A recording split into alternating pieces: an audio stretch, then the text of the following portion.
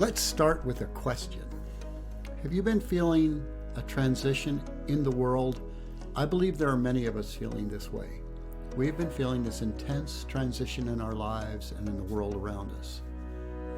Someone asked me recently, why is this and what does it mean? Well, first of all, it has been 12 years of my life, of study, of revelation, of conversations, of dialogues over coffees, meals in offices and boardrooms all over the world, talking with people about what God is doing on the earth.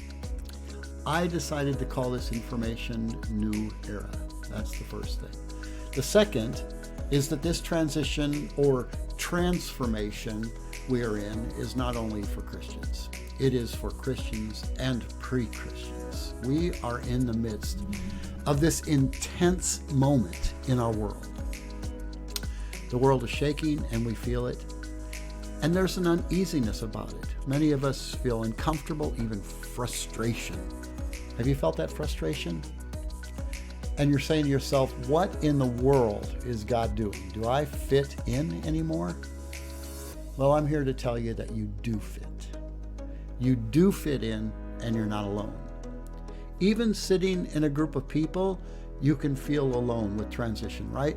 This kingdom transformation. You might be saying, I don't understand it. That's because when we are in a transition, you can't fully understand what's happening, but you are in it and it's all around you and it feels weird at times.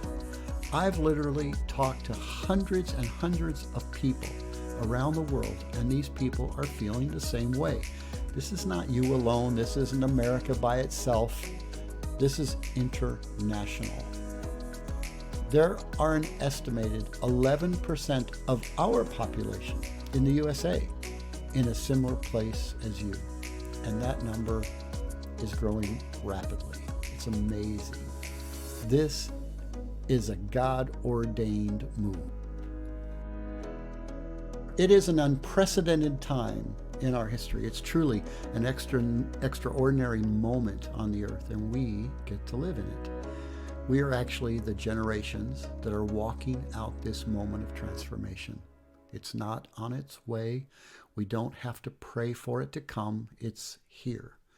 We have entered this new era in our history. You may be saying, really? That sounds awfully grandiose, Byron. It does. I realize that. But look around. Check your heart. Even better, ask the Lord. But it's not enough to know that we have entered this new era. In order to move through this transition, we are going to need some help. I believe there are 3 keys that will help us to make it through this transition and into this new era. We need education, revelation, and activation. You might notice that each one of these start with the letter and create the word ERA, E-R-A, education, revelation, activation. Education is the knowledge of what has transpired to get us here. It is the understanding of what God has done in the past and what He is doing today.